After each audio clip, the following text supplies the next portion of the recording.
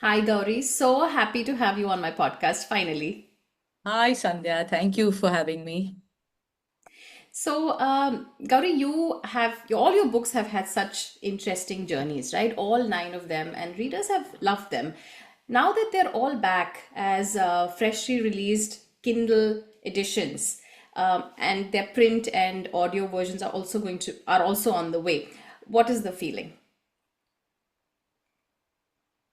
The feeling is of reinvesting in your own writing, you know.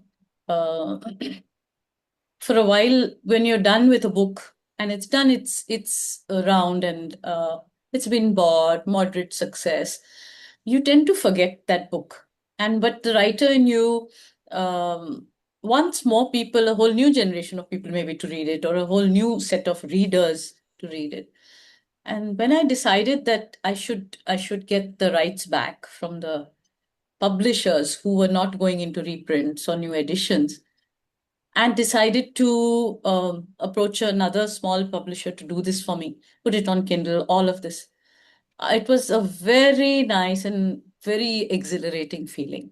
I didn't have any doubt that it needed to be done. You know, Okay. Okay. And there's one no, question, another question is, these books came out years ago, right? So yeah, what made you decide? 2008, 2010, 2014, over this period. Yeah. So what was why did you decide that now would be the right time to bring it out on Kindle? Why was that decision made? One thing, of course, is because so many people have shifted to Kindle. The other thing to go in for print on demand was also because the marketplace is so crowded with books that to just publish 2,000 copies and rain them on bookstores and all of that, which I think doesn't work anymore.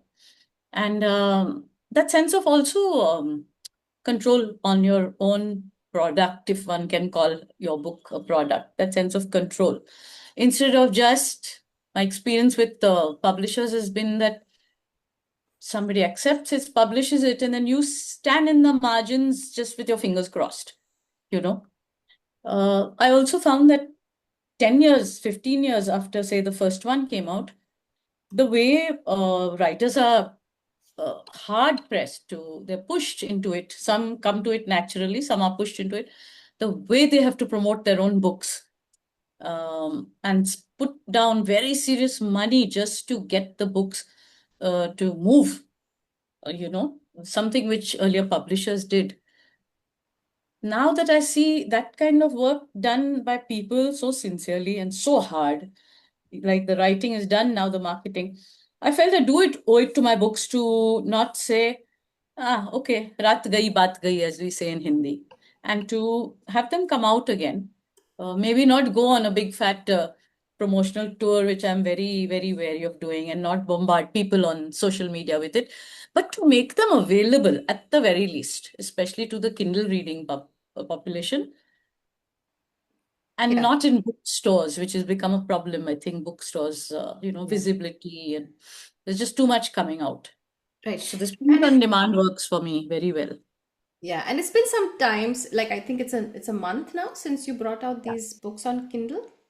Yes, just about a month. Just Okay. about a month. And the print on demand is about 2, 3 weeks back. So, And uh, I suppose there's already a lot of interest yes, shown in the Kindle version. I'm still getting a grip on, with the help of these new young publishers, even on tracking, seeing where the money is coming and where is it going? Is it in my bank account, their bank account? I'm Okay. still very all thumbs about that. But I'm happy to get these little, notifications every few hours that a book has got sold, that Oh, it's got on wonderful. Kindle, this has got downloaded.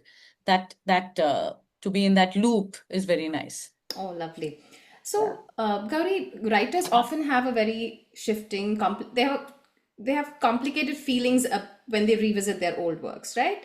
So Hmm. Hmm. sometimes there's pride, sometimes there's a sense of distance from what they have written, and sometimes there's the itch to rewrite everything from scratch. Ah, So when you ah. went back to your books to prepare these new editions, What was Yeah. it like for you? What emotions surfaced as you reread and edited them after all Yeah. these years? Yeah. Well, I hope I'm not going to sound horribly immodest saying this, but I was delighted to read them again. Oh, I expected that I might want, when I'm rereading before sending it to this new publisher, I thought maybe some of it is going to be like, it's okay. It's not, why are you doing this again? But I felt, wow, this is good work and it is kind of timeless. The important thing for me was that they were completely not dated at all. I So agree. yeah, so I felt not good. I should do. I worked very hard that month before they came out, really along with the publisher, and I did tweak a few things, not a lot. I didn't feel like rewriting it all. I was very happy with the choice of words, with the telling, with the plot, the characterization. I'd forgotten some of the minor characters in it, and their impact on the story. Um, Normally, when I do writing workshops, I don't pick up examples from my own writing. Uh, but this time I felt now I'm going to Mauritius for going to do a workshop there. Now I felt I will pick up some examples from my own writing because I know it from the inside out, Yeah, whether it's character, plot, conflict, all of those things.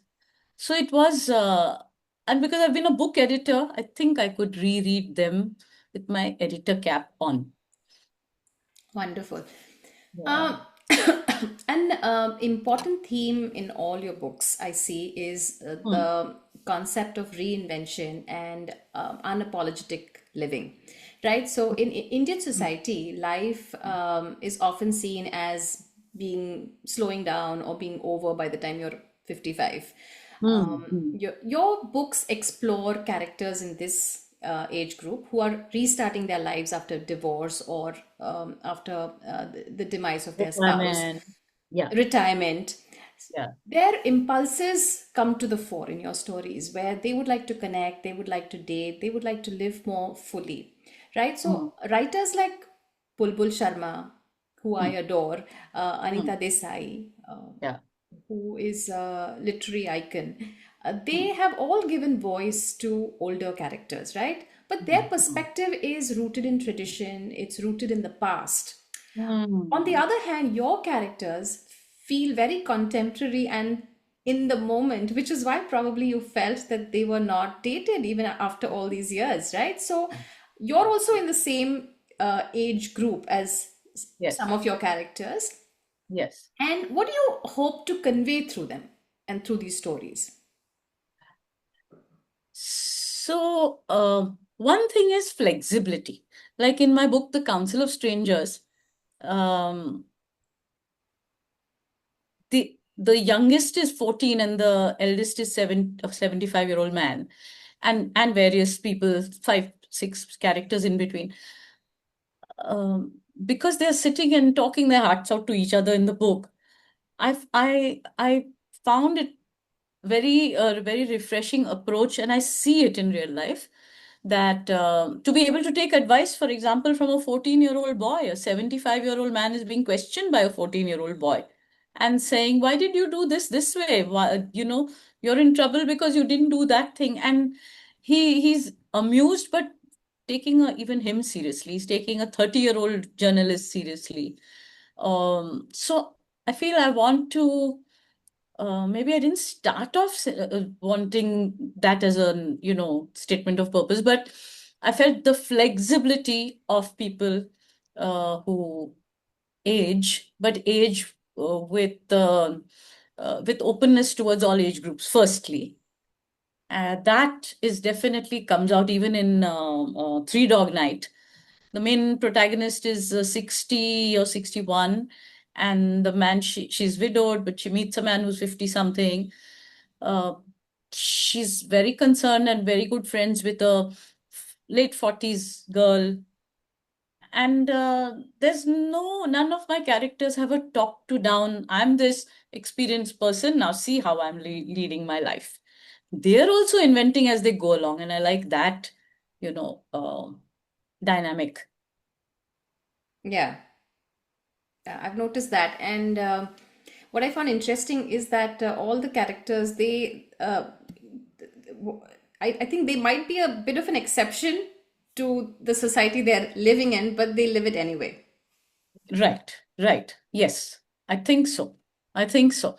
Uh, and I do want to showcase, not very consciously, but like the current work that I'm writing, which I hesitated for a long time to embark on. So, where there is, I don't want to reveal a lot about it, but there are old friends, but they're beginning to see each other's large chinks that have grown in their personalities as they've aged. And there's a young woman in the dynamic. There is gender fluidity in it, which is one of the conflict points, a crux thing.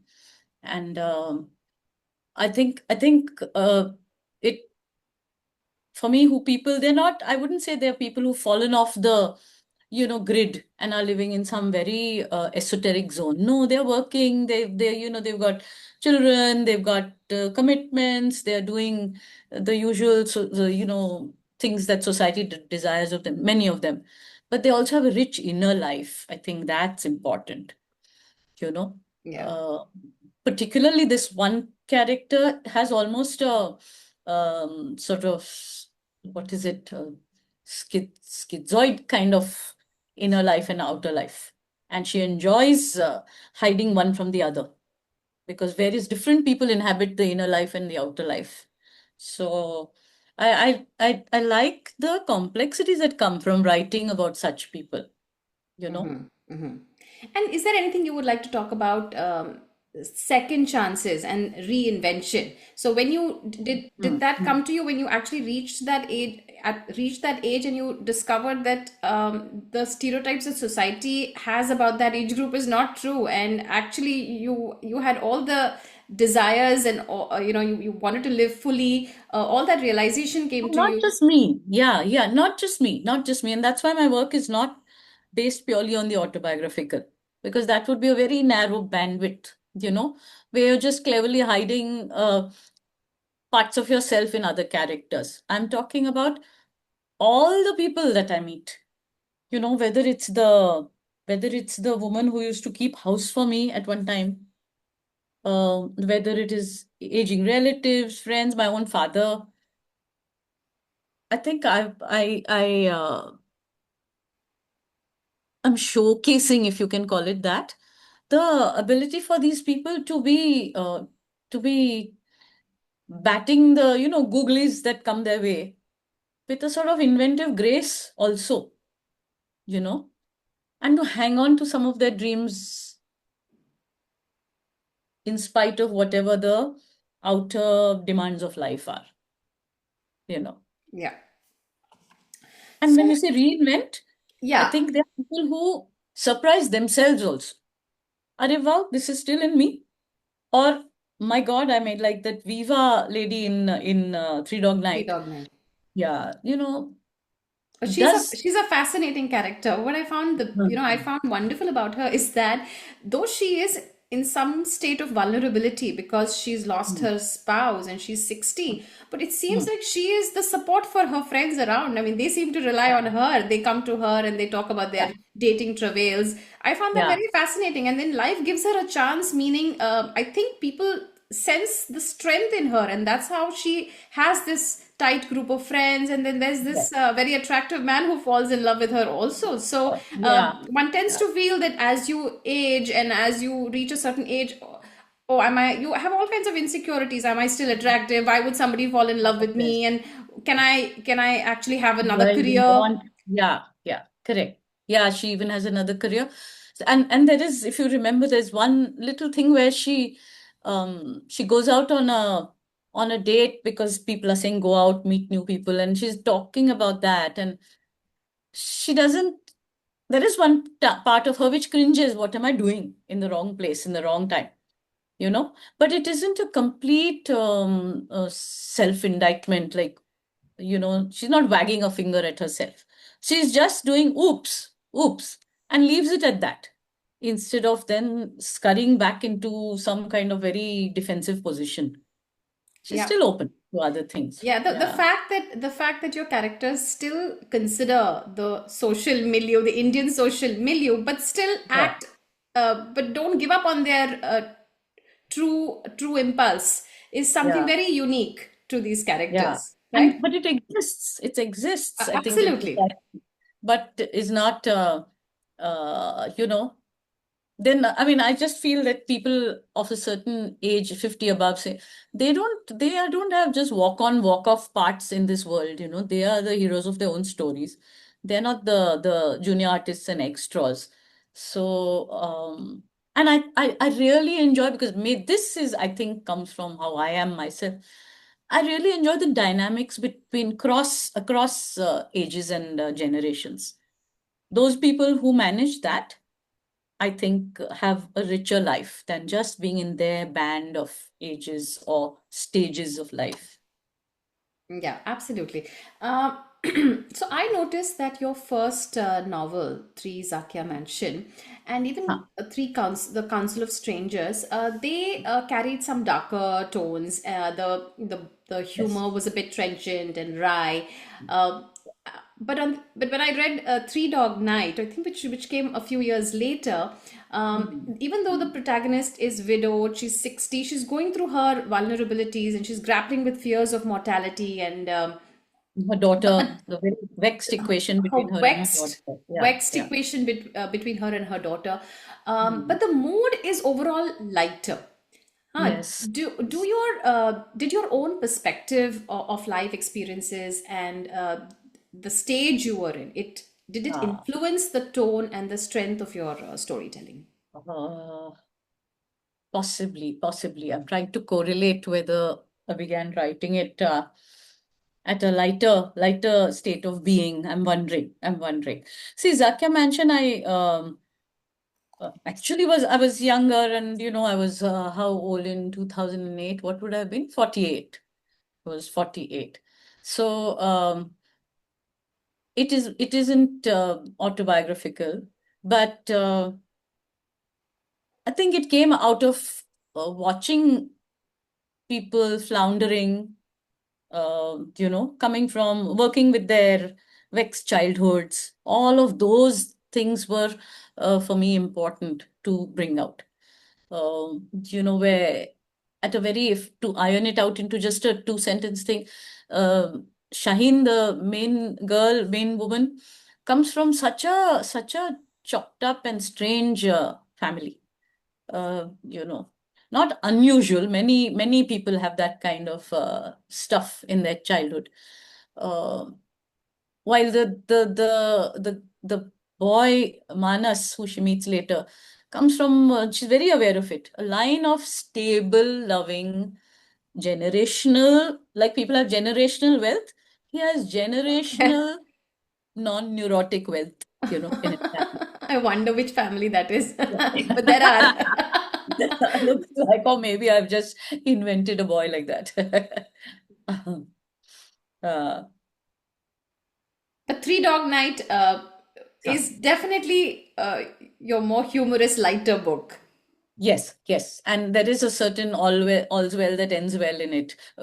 So is there in others. I do realize that I've, um, uh, you know, while I might go deep into sort of unhappiness, or like very serious things happen, there's the death of the younger sister, all kinds of things, but a certain buoyancy to come up, you know.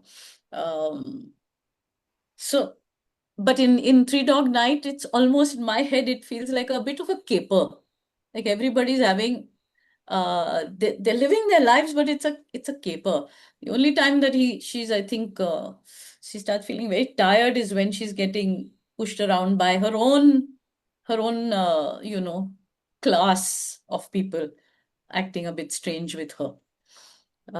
Again, Yeah. I like to, not, it's not just me liking it, I see it in real life also.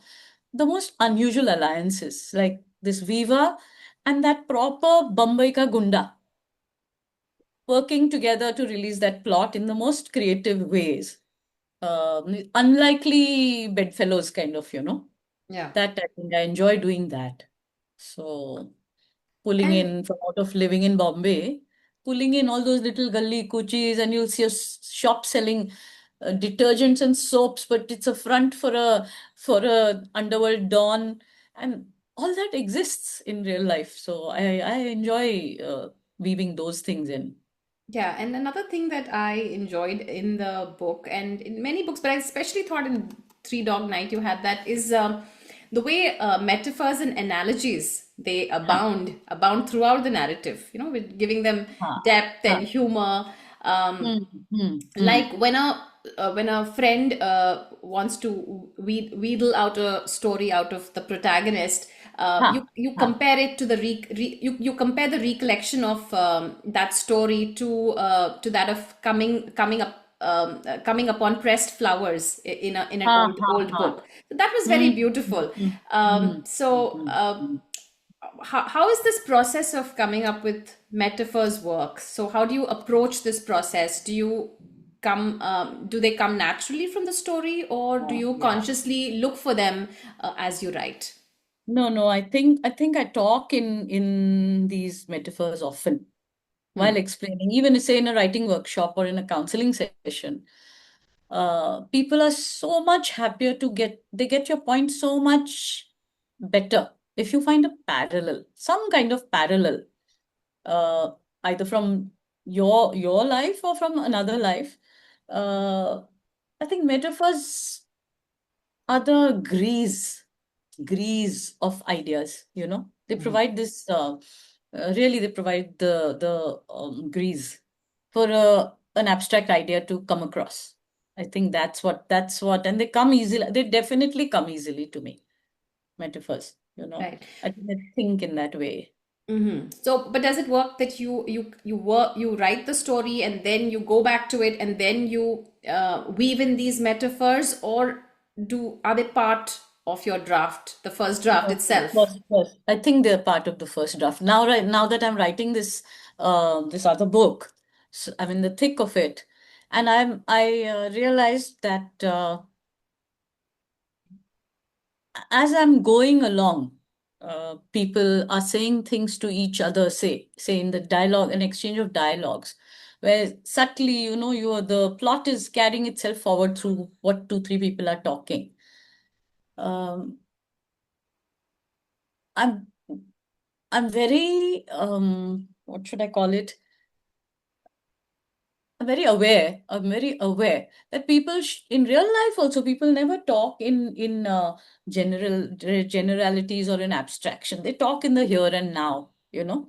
And those I think that it can be mirrored very nicely through the use of metaphoric language. And I don't think I set it up. I'm seeing now that it really comes as like a almost a parallel language to what I'm writing. You know, I think it comes easily, definitely. Yeah. And I also notice Huh. that you don't demur from using multilingual words. So you borrow copiously from Hindi, Marathi, Yes. all languages around us. No, we are a multilingual language. We have so many languages in the same state that we Yeah. live in, and in the stories that your stories are based in Maharashtra. We have Yeah. so many different languages, and you and writers, for many reasons hesitate to use certain words in Hindi or Marathi, or they'll use it in brackets, or they'll give glossaries. Yeah. Um, Yeah. and I think this bold usage of multilingual words, I think, Yeah. gives your writing a very piquant flavor, rich, a very richly idiomatic flavor, right? And Mm-hmm. I when I read your works, I remember what I had read in one of the books by Constance Hale. She had written, she's a writer of Sin and Syntax, and she had recommended exactly this, that writers shouldn't be afraid of using spicy or multilingual vocabulary, because it because Yeah. and she adds that that kind of prose is always lush, musical, and fearless. And when I read that, I thought of your writing. You've always been doing Yeah. that. Yeah. Yeah. Yeah. True. True. I do it and um, find ways to not do that bracket thing, and to sort of weave in the context for somebody else, for example, a completely Western readership, non-Indian readership, or even people who don't speak Hindi or Marathi, and there are lots of them who are reading in English in India, to find a way that they know and they get the joke. Suppose there's a little joke, or suppose there's a play on words in that other language. I find a way to weave it in. Another writer might explain it, another reader might explain it. Sorry, not reader, writer, character might explain the joke. Find devices to not just leave them there, where, well, if you understand it, you understand it. If you don't, you don't know. I find a way that whoever reads it doesn't miss the point just because there's a creative use of other languages, you know. Like in the first one, Zakia mentioned, the children are, they also speak Indian English. A lot of Indian English people are speaking, that convent school in Mumbai kind of English that kids speak. Um, or the across the railway tracks, those girls who are from a lower part of society. But in my book, they're speaking in English because it is an English book. But I find that I can give them that tonality where you'll understand that they are from the other side of the tracks, but they're speaking in English. I don't think a non-Indian reader will feel left out of the process, you Correct. know. Hmm. Yeah. Now, coming to your career as a freelance writer, there's a lot of talk about can you sustain as a writer in today's, and especially now in today's age Hmm. of AI, etc. So, Hmm. but you've been a freelance writer throughout, right? When you're not Yeah. writing books, you've done columns, you've edited books, you've helped with curriculum, you've conducted Yes. workshops, even done stand-up comedy, right? So you had a portfolio Yeah. career, even before such a term ever existed. Today we are talking about a portfolio career, but you had it. Hmm. How do you think the freelance writing landscape has changed over the years? You, in fact, even that the challenges of a writing career even inspired you to write a long form essay called "Can You Make a Living Out of Writing?" Yeah. Um, it's there on your. It should be there on your blog. I hope it's there on your blog. It's a Yeah, yeah, wonderful. possibly. Yeah, yeah. It's a Yeah. wonderful essay. Hmm. What would you like to say about the challenges of a writing career today?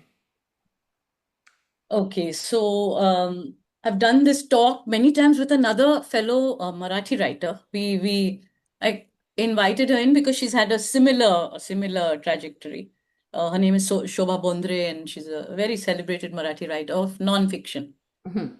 And we're friends, and we've always talked about exchanging that. Do you know, at one time when I had no other work, I was doing this, and we would be so amused.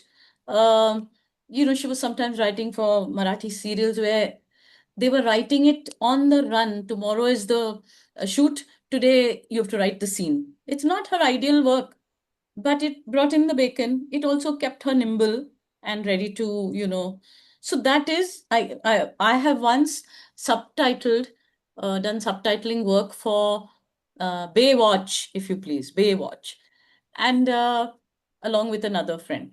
I still count that as making a living out of your writing. So I feel if you don't get too hierarchical in your head, where you have to all the time appear as if you are just in one sort of floating on a literary cloud all the time, then you can make a living out of your writing. So writing to order, writing things, which even writing columns, you don't really every week have necessarily that level of engagement with the world around you. Suppose it's a social satire column, parenting column, but the discipline that Wednesday, I'm going to have to cough up these 800 words. So it's at the back of your mind playing. Uh, I think I think it's important for people to debunk the idea that making a living out of your writing means just writing one novel after the other. Maybe at some stage people, can only do that. Of course, well-known writers do that. But to keep your hand in the writing game, so to speak, whether Mhm. it's editing. some amount of though I'm not a trained translator, some amount subtitling. Uh, Recently subtitled that Marathi film called The Disciple, which won very big in Cannes and all that. That's still part of making a living out of my writing. I'm not creating that writing, but I'm definitely applying my knowledge of words, nuances, all of that to that. And Baywatch, if you want to count it as your lowest work, is subtitling Baywatch because the conversations are so trite and it's all just action, action, action. But it's still work. I mean, I do not shy away from putting it on my CV if I have to, Oh. you know. Really, really. So, if you don't have somebody who's underwriting all your writing career, lots of parents ask me very fearfully, my child wants to, become a writer, and what will happen? Will starve, we'll have to support her all her life, etc. Yeah. And to them, to people like that, and in colleges where we speak, me and Shobha, we say that then don't let your child have a very please make it very clear that making a living out of your writing does not mean one book a year over which you have sat and your mommy is bringing you coffee and food, and my child is writing and so everybody tiptoe around the house. That's not making a living out of your writing. That's your parents helping you make a living out of your writing, or your husband, or a wife. Yeah. So Yeah, there are different levels. But I do feel that the writer has been a bit diminished. I'll tell you why. Because when one thought of a writing career, the highest point of being a writer would be writing a literary novel or something like that. And then a lot yeah. of people who didn't do that but were still English majors, etc., got into journalism, and then they did Hmm. editorial work, which still was very respectable at that time. If Yeah. we were asked to do a marketing column by anybody, we would call that a plug, and it was a bad word, and we would say, plug, how Correct. can I do that? I mean, I can't do Yeah. that. I'm an editorial person, I wouldn't do that. Yeah. Yeah. There was that Yeah. absolute disdain. We didn't care that we were earning nothing compared to the Because of it. salespeople, but Yeah, that's right. That's right. just the prestige was immense, right? Yes, yes. There was a And snobbery with that. Yeah, there was a yeah. snobbishness about it, and we are writers, whatever it is, we are writers. Hmm. But then after that, you saw newspapers folding up around, I think from 2010 itself, we started seeing the effects Yeah. of how Yeah. of a declining field, right? The Print newspaper medium. Yeah. business was Yeah. becoming Yes. very difficult. Even at that time, one knew that you were not on any kind of ascent. You're on a Yeah. descent. One felt Yeah. that. Yeah. And when I came to Canada, I had all I still I didn't want to sell my soul. I didn't want to do anything that I didn't like. So I got into publishing. I thought I'd try journalism. I'd do all those things that I feel were right for me. Hmm. But I felt that when you look at the pay, you look at all of those things, and also, how would you be a journalist if you're not very well aware of things in that particular country or society? Then it just doesn't feel right that you take on a profession like that, correct? Yeah. So Yeah. Sure. Yeah. then the other options that were coming up were writing for digital marketing emerged at that time. So one of the options was to write blogs, Hmm. work for different companies. Now, Yeah. that's quite different. And many writers I know have gone into that because content strategy and things like that do pay Hmm. Hmm. better. Hmm. And you can Hmm. keep up the illusion of still being a writer. But Yeah. I noticed that you didn't do that. I mean, whatever you didn't go into any marketing fields as such. I noticed No. that. No, I didn't. I didn't. It is part of it is because I'm that much older than you, so I'm that much snobbier about marketing and advertising. No, but no, besides that, I think I still got enough actual writing stuff. I have had columns with the Hindu, with the Mint, running for 9 years, 11 years.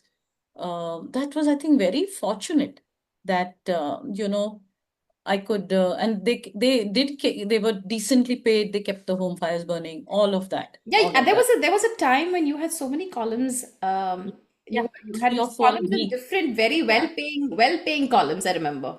yeah, yes, yes. And allowing me to write, with really a free hand about things, whether it was in classical music, or whether it was food, or whether it was um, social satire, parenting. Um, really allowed a lot of space to write without any slanting, without any this marketing angle, all of that. Yeah. Um, so there's a well-loved joke, right, in the Ah, in the writing world, ah, that when writers, and I've seen this many reels on Instagram as well, that when writers are asked whom they should marry, the advice they give is marry someone rich. Very mm, unabashedly, they say marry someone rich. So correct. Then you can. humorous as this may be, Yeah, there is a grain of truth here that yeah. even publishing professionals, Yes, they manage to pursue low paying but meaningful work yeah, yeah. because of some financial cushioning that they have. So Yes, yes, yes. this could either be inheritance, or Mm. that their spouse is in a scalable high earning field like Corporate field, investment yeah, banking or something. yeah, yeah. And in India, this cushioning very often comes from the male partner's income. Very often in the West, it's a 50-50 probably, Mm, but in mm. India, usually it's the male partner's income which allows the woman probably to take up This kind of work. publishing Yeah. without worrying too much about the money. Mm. Everybody's situation is different, but it's common enough that it shapes who can afford to stay in this field. That's right. That's right. Yes, yes. And I used to feel the contrast between somebody like me who didn't have any such cushion, and say a whole bunch of when I was doing book editing as my main stay.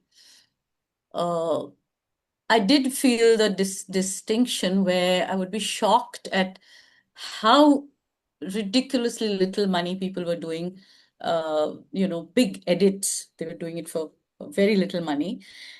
And I realized that the difference between me and these women mainly was that they did have the cushion that you described. And for them, it was very important, for, not just for the intellect to do this work, but also to be able to say, thoda bragging rights, kind of, to say, oh, I'm editing for Penguin, I'm editing for Random House, or I'm editing so and so's book. It was very important because otherwise you become invisible in some of these cities. Well, I got to know at one stage that, I've edited these 350 books, but say at book 100 maybe, or book 50, I had a friend who sheepishly said, in Delhi, because a lot of work used to come from Delhi then, Delhi publishers, there's a feeling that you're very money driven and that you drive a very hard bargain for the books you edit. And I felt, then what else driven should I be? I can't be love and fresh air driven. I put food on my table with this work, and I felt no sense of embarrassment to say this. And in fact, I made it quite my badge of honor as a contrast to this whole wives of diplomats and wives of whatever. I'm not being disdainful. I mean, I'm probably sounding very disdainful, but I'm No, saying that once I heard this thing that as if it's a, um, dirty secret that my God, this person doesn't take on work if it's underpaid. Of course, I don't take on work if it's underpaid. And whether I have money or not is not the publisher's problem.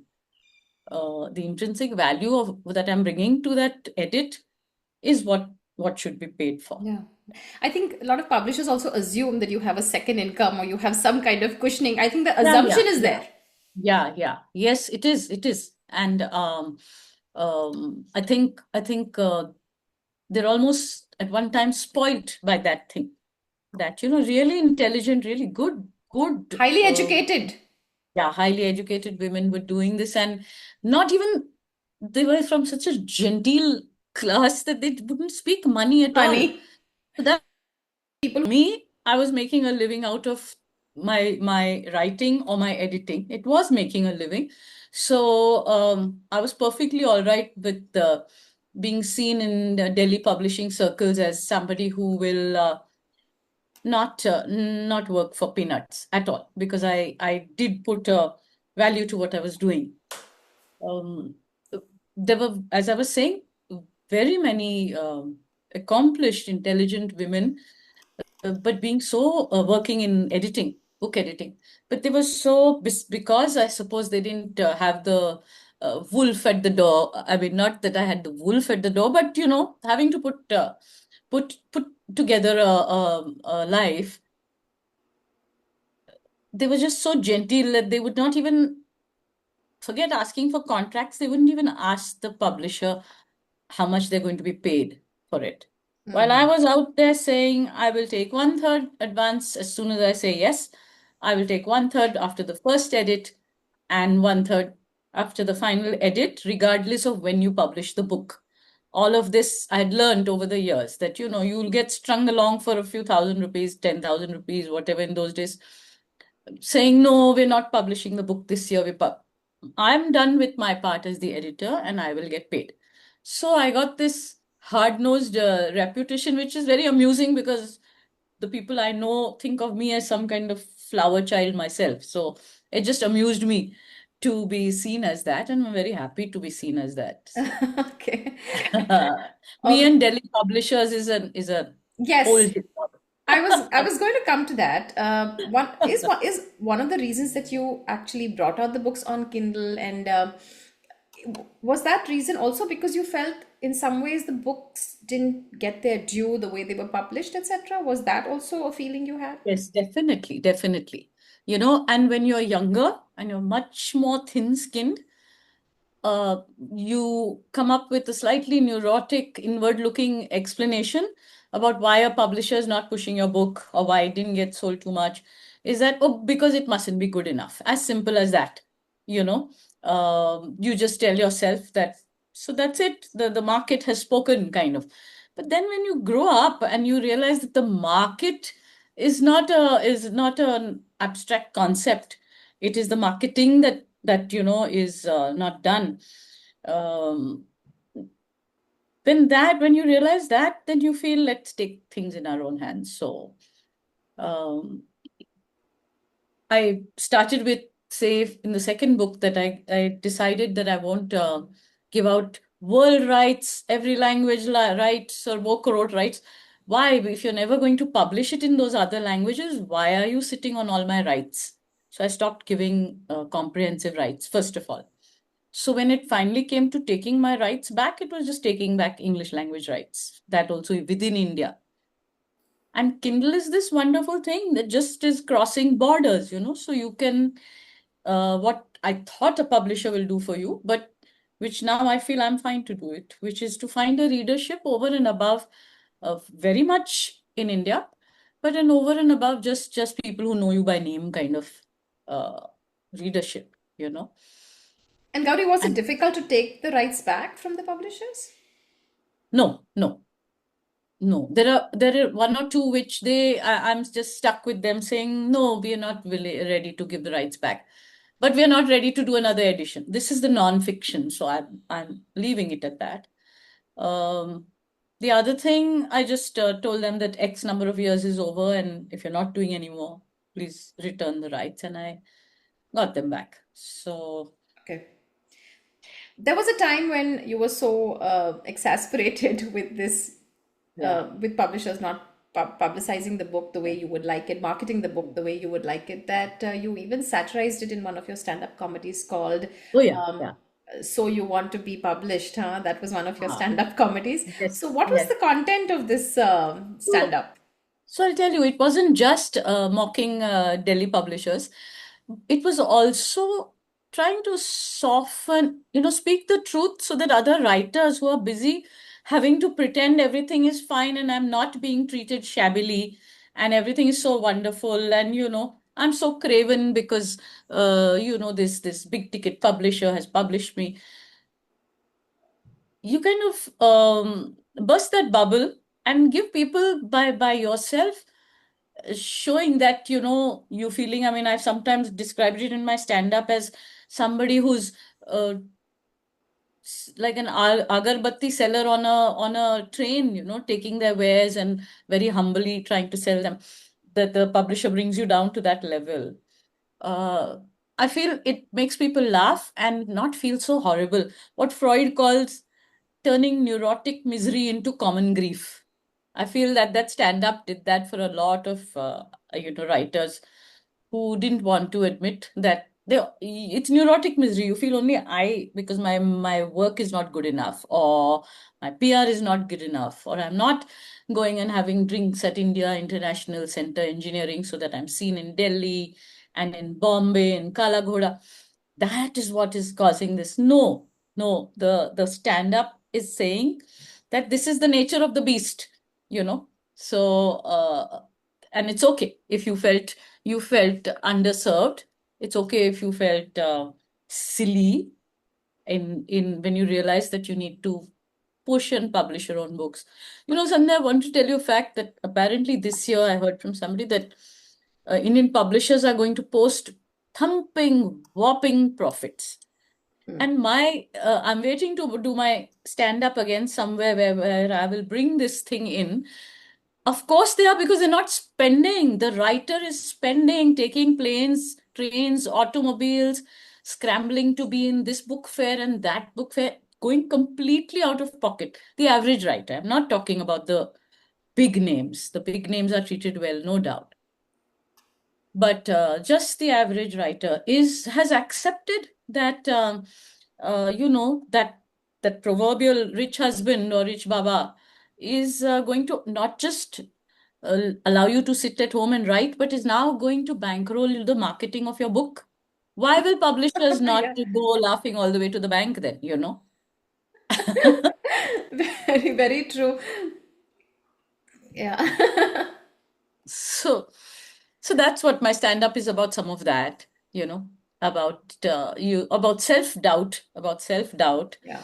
and then finally about just the there are silent and secret triumphs that nobody knows about because your publisher has not capitalized on it. One of my books, which is the first parenting book I wrote, gone into multiple editions, bought by special in books, bought by schools, but my publisher will not spend on a new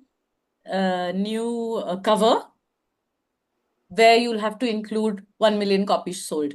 Will not, because they don't want to spend on doing a new cover. It's that's silly. And yet inside me, if I know that, wow, this chain of schools has now bought this book and the PTA is buying it, it's my silent happiness. It's not going to be publicized. Um, and yet some of the indignities are so loud, indignities. So I feel the silent triumphs and the loud indignities of being published in India both come out in that set. Wonderful. So, you're very right that writers are going to different places, flying, spending their own plane ticket money, and going and meeting, Everything. marketing their books. So, is this about fame and not so much about making any money out of this? Yeah, I think so. I think so. It's just become, I mean, nowadays it's almost a joke with me. Anywhere that I go, somebody will say, "I'm writing a book. I'm writing a book," and sometimes it'll be just that one book they want to write, which is fine. Some their experiences, say whatever, a retired shippy writes his experiences. Um, Clearly is not hoping to make money from it. Clearly, it just wants people to read their life, about their life. And so literally everybody is writing a book, you know, and which is also fine, which is fine. And I think it's good. There's a certain democratization where you're not standing praying to the big five in Delhi. You're just bashing on and, publishing your own book and sort of forcing friends and family to buy it, maybe. Yeah, And some good stuff may come from it. yeah. But the In my credit, writing workshops, I keep meeting people who are bringing out 100 copies, say. Want to do a cookbook to commemorate my grandmother who's turning 90. These are her recipes, little stories about her. I want to publish. They're coming to a writing workshop just to learn how to put that book together, what kind of uh, anecdotes to tell, and are not going to be out there taking planes, trains, automobiles to sell that book. So Yeah. it's these Yeah. little short order things also that are doing Yeah. well. Self expression. Um, Yeah, but yeah. this is perfect. This is perfect for my last final or one my last question. Um, Huh. it's about food. Food features very prominently in all your books, and you also wrote you also were writing column, a food column, and that came out as a book called Belly Dancing, where you put all your columns into that book. It's a hilarious book about Indian foods, and you weave different experiences and stories into it. It's a great book, and even in Three Dog Night, I saw there were recipes, etc. Yes, So, yes, yeah. what draws you to include food in your writing, and how do you see it shaping your characters and their experiences? You also Mm. conduct workshops, right? The very workshop that you Yeah. now spoke about, where people write about their food memories and for Yeah, different yes, yeah. that's one of the food writing is one of the workshops. Yes. Yeah, Yeah. you kind of people come to this workshop, and you have different kinds of people coming to this workshop, right? And Mm-hmm. so what do you think makes these kind of workshops so popular and engaging? You're doing one when you're going to Mauritius. Mauritius also you're Yeah. going to do a workshop. Yeah. So what is Yeah. it about a food writing workshop that is so interesting? So the food writing workshop came really during the pandemic, when I was doing these workshops for something called Living Bridge Online, when people were forced to first of all cook, call their granny, ask for recipes, all of that. The main workshop is a creative writing one. There's one step one, step two. The food. Why to answer your question about food being woven into a lot of my writing, including in some of the fiction. I've always found that I mean, food is so intrinsic, such an intrinsic, the production of it, the consumption of it, the shopping for it, the talking about it, so much part of everybody's life that I have found, I find it so amusing and endearing that even in counseling, somebody's telling you about a very difficult time of their life, but they'll remember what somebody ate or somebody cooked or what you cooked, and that fellow didn't wait for dinner and he rejected my food. Or it's so bound up with our memories, food itself. Yeah. Or, people will, you go to buy sabji and you're looking at something and saying, I've never encountered this. What is this sabji? And six people will tell you a recipe, just six strangers. You So go I to find, you go to an Indian grocery store, and you're looking at a ah, vegetable, and ah, you're asking somebody. You can just ask somebody, what do you do with this vegetable? yeah, I yeah. encounter that a lot. Yeah, And yeah, here, in fact, even the vendor will tell you six things, yeah, six yeah, recipes. yeah, yeah. We do it that way. So I think it's such a punctuation to our lives, food, that food is it's a comma and it's a semicolon and it's a full stop and it's a question mark and it's an exclamation in our day, food. So that's why I did have these food related columns. They weren't about cooking. They were about the sociology of food, the family values in food, all of that stuff, sentimental, humorous, all kinds of things. And that's why I wove them into the novels, because I can just imagine my characters saying to each other, after say a hard day or a triumph where, you get your plot, which some gunda helps you to get it out of the clutches of somebody else. And you come home and say, let's make prawns inside coconut shells, somebody's favorite dish, something like this. Or a drink that is, commemorates that day or that evening. And we all think like this in hyperlinks. You're talking about the main thing, but in a hyperlink, you're talking about that dish. And that's what I want that feeling to come in while reading that book, to add those hyperlinks, which will punctuate the story. And I Correct, feel somebody who's not at all interested will skip it. It's fine. They'll skip that recipe, you right. know. Uh, Um, yeah.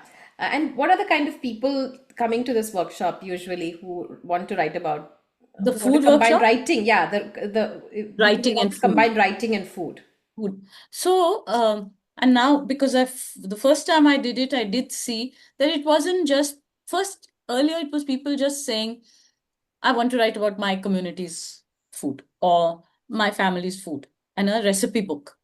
But now it has amplified into writing people who are doing special, all kinds of foods to do with allergies, the marketing of their food. People are coming to write what they'll write at the back, or they're sending dabbas out, but they want to put in a little interesting note for the week, or even give their people who are taking their catering service a bonus freebie recipe. Like, I know you love my green chili thecha prawns. Here's a recipe for it. And so they want to learn to write either actual printed stuff, or, of course, for social media. A lot of it is to be able to keep uploading. Now there's the pressure to upload text, photographs, of course, but text about what you do. So if you're a caterer, or you're somebody who teaches cooking, has baking classes, all these people now want to learn to write, um, besides just the recipes of their uh, main offering. That Correct. those are the kind of people who come. Sometimes I've had people come who cook for fresh food for dogs and Mhm. supply it all over Bombay, say, you know. They also want to make that connect with their end user, not the dog, but with the owner who'll buy their food. And they want interesting things to write, to say. Vets come. Vets also come to the. I have one on writing on animals. Again, it's graduated from just writing about your pet and how sweet he is and how wonderful he is, to a whole lot of other things. Like my Yo-Yo Nama, of course, is an example of that. Yes. It's a kind of self-indulgent book on a dog, but there's also people wanting to write more, say, non-fiction, scientific stuff, all kinds of things. Wonderful. So you have a very active, busy life, Gauri, I know. What is your current state of mind? And in terms of writing, what is it that you want to explore next? So I have reduced the editing jobs that I take on. I'm now sort of tired of it. It's like I told you, almost 400 books that I've edited. So it's I dig things which I am interested in doing. I mean, if the subject really interests me. Earlier it was, I have blue pencil, will edit. It's not that anymore. It is that the subject has to interest me. Uh, what I currently I'm working on, again, I thought I may not write a full novel again. But there has been one that's in my head, and now I'm on its 22nd chapter. And just for fun, I'm uploading it a chapter a week to give myself the rigor, as well as to have a small live readership, you know.